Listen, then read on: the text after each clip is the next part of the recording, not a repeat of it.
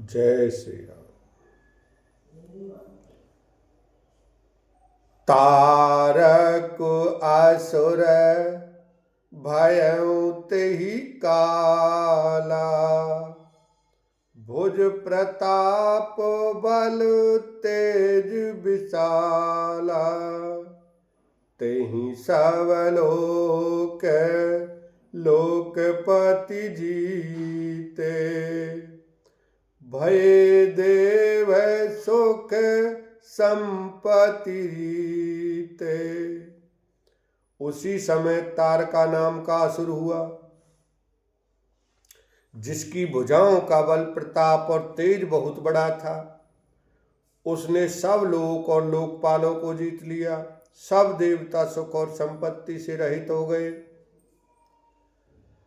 अजर अमर सो जीती न जाई, हारे सुर करी विविध लड़ाई। तब बिरंच सन जाई पुकारे, देखे विधि सब देव दुखारे। वह अजर अमर था, इसलिए किसी से जीता नहीं जाता था।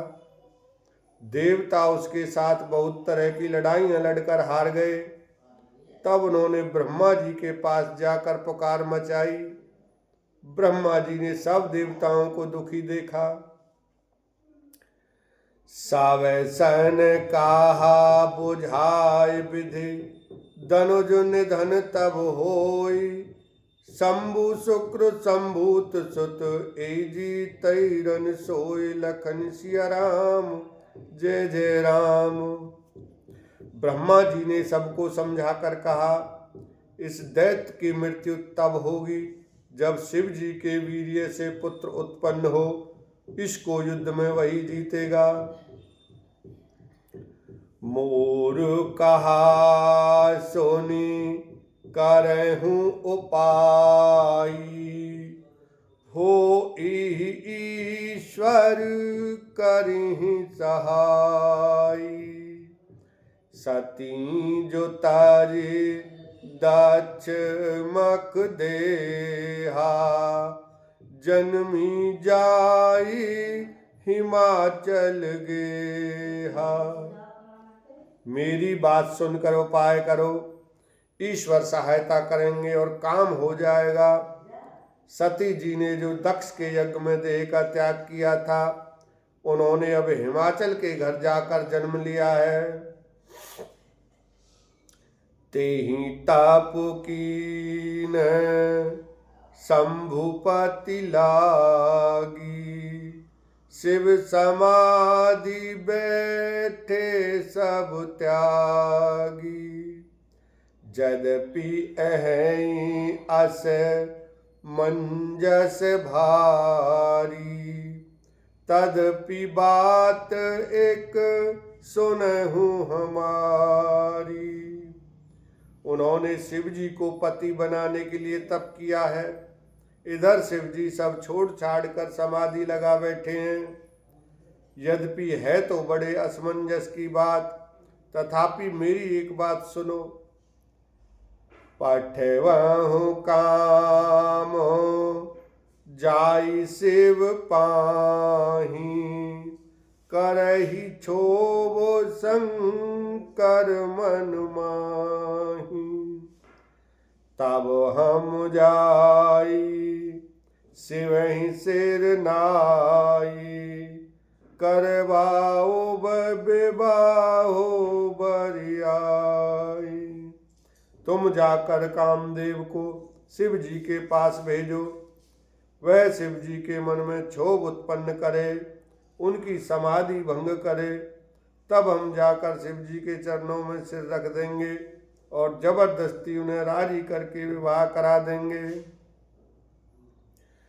एहि विधि भले ही देवहित होई, मत अति नीक कहीं सब कोई।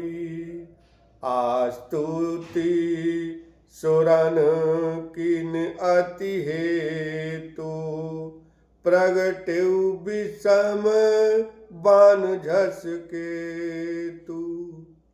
इस प्रकार से भले ही देवताओं का हित हो और तो कोई उपाय नहीं है। सबने कहा यह सम्मति बहुत अच्छी है। फिर देवताओं ने बड़े प्रेम से स्तुति की। तब विषम 5 बाण धारण करने वाला और मछली के चिन्ह युक्त ध्वज वाला कामदेव प्रकट हुआ।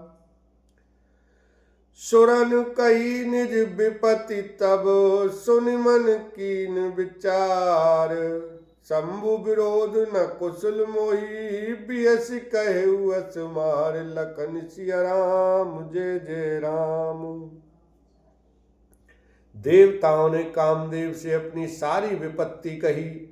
सुनकर कामदेव ने मन में विचार किया और हंसकर देवताओं से यूं कहा कि शिव जी के साथ विरोध करने में मेरी कुशल नहीं है। तदपि कराव मैं काज तुम्हारा, श्रुति के परम धर्म उपकारा। परहित लागे तजई जो देही, संतत संत प्रशंसित।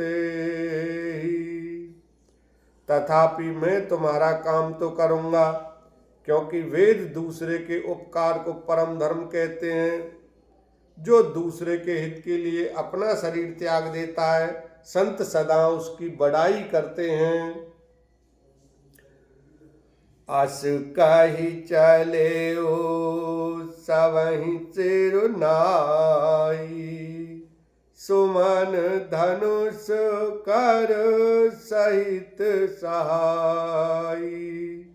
चलत मार अस हृदय विचारा, शिव विरोध ध्रुव मरण हमारा।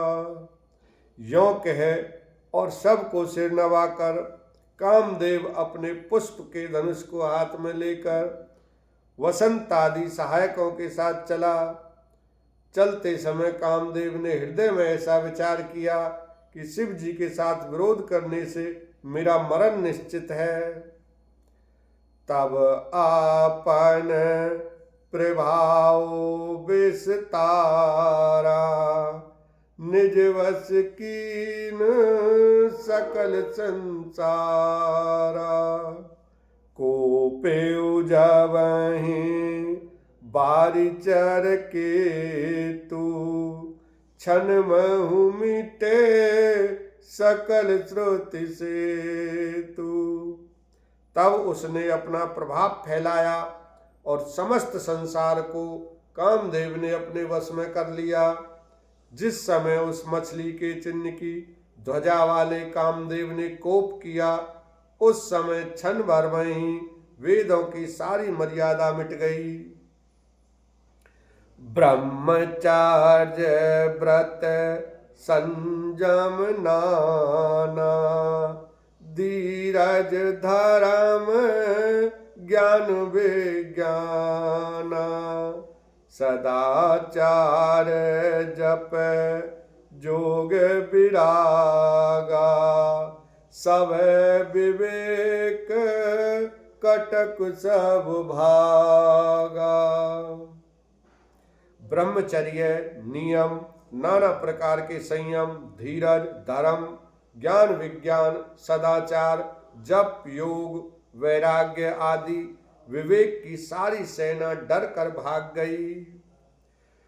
भाग्यु विवेक सहाय सहित सुसुवट संजोग महि मोरे।